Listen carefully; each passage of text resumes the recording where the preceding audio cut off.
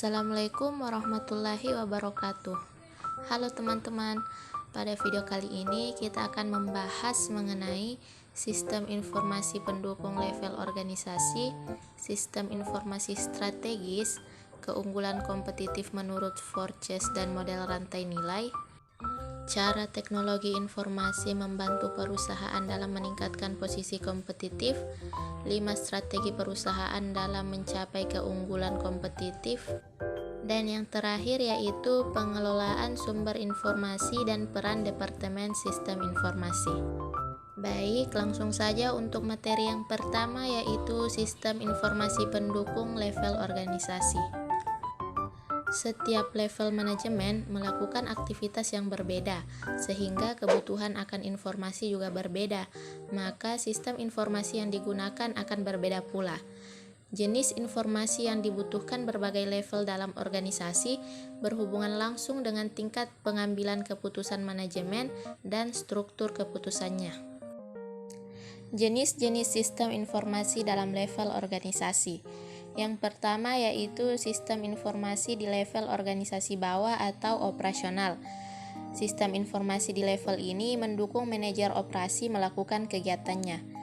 Jenis sistem informasi di level operasi yaitu TPS atau Transaksi Processing System dan PCS atau Process Control System.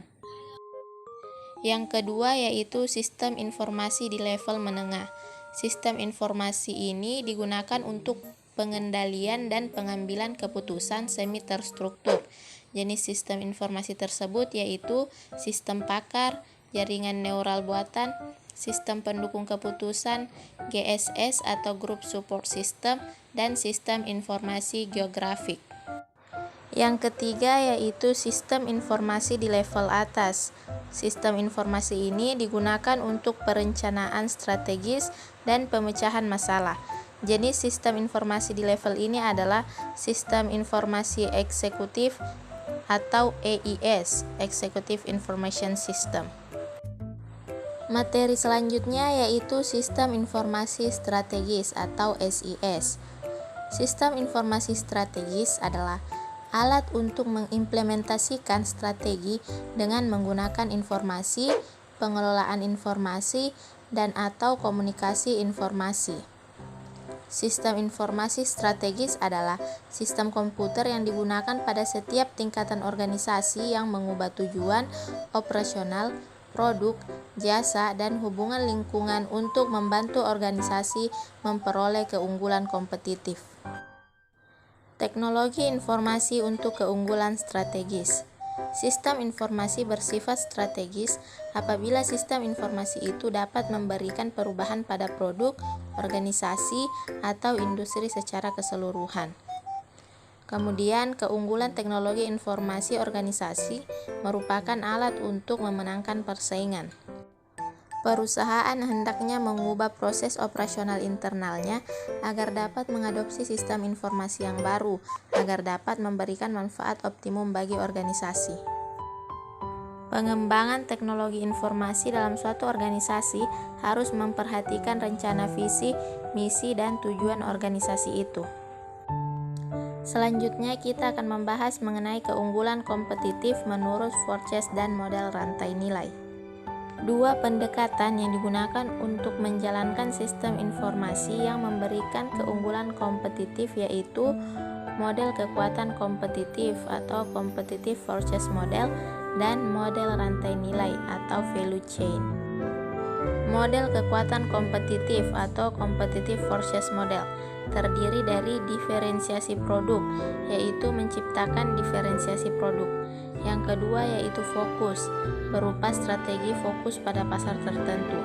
Yang ketiga yaitu membangun hubungan yang kuat terhadap konsumen dan pemasok. Dan yang keempat yaitu strategi biaya rendah untuk harga yang bersaing. Yang kedua yaitu model rantai nilai atau Value Chain Model. Sistem informasi didesain secara terintegrasi di sepanjang rantai nilai yang terbagi ke dalam dua kegiatan aktivitas, yaitu yang pertama aktivitas utama yang terdiri dari logistik dalam perusahaan, operasional perusahaan, logistik luar perusahaan, pemasaran, dan pelayanan.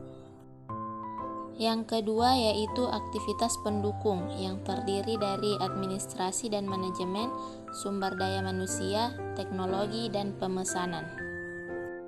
Selanjutnya kita akan membahas mengenai cara teknologi informasi membantu perusahaan dalam meningkatkan posisi kompetitif. Yang pertama yaitu mencapai posisi kepemimpinan biaya yang rendah. Yang kedua, menyediakan diferensiasi produk dan nilai bagi konsumen yang lebih besar. Yang ketiga, menciptakan aliansi antara perusahaan dan pemasok dan pelanggannya, sehingga mengurangi biaya untuk pemasok dan menyediakan dukungan khusus bagi pelanggannya. Yang keempat, mempertinggi nilai produk dengan menyediakan tampilan yang inovatif. Yang kelima, memungkinkan pertumbuhan pada pasar yang ada secara geografis atau ekspansi volume. Dan yang keenam yaitu membantu mengenalkan suatu produk ke pasar. Selanjutnya yaitu 5 strategi perusahaan dalam mencapai keunggulan kompetitif. Beberapa strategi dalam membangun keunggulan pada bisnis bisa dilakukan dengan cara yang sudah ditentukan masing-masing perusahaan. Yang pertama yaitu strategi biaya rendah atau strategi cost leadership, yaitu dengan pemberian harga yang lebih rendah dibandingkan dengan produk pesaing yang ada di pasaran. Yang kedua yaitu strategi diferensiasi, yaitu produk harus memberikan sesuatu yang spesial dan memberikan sebuah pengalaman yang menarik bagi pelanggan. Yang ketiga yaitu strategi inovasi, yaitu mengembangkan produk dan melakukan pembuatan produk baru yang belum ada di pasaran. Yang keempat yaitu aliansi strategi, yaitu strategi yang merupakan peran pelengkap yang dilakukan antar pebisnis, konsumen, penyuplai, dan produsen guna menghasilkan sebuah jawaban atau solusi dengan cara yang praktis serta baru. Dan strategi yang kelima yaitu strategi pertumbuhan, yaitu sebuah pertumbuhan yang akan dilakukan oleh pebisnis. Caranya dengan menambah support dan keanekaragaman produk. Sekian video ini, semoga materi yang disampaikan dapat bermanfaat bagi kita semua. Assalamualaikum warahmatullahi wabarakatuh.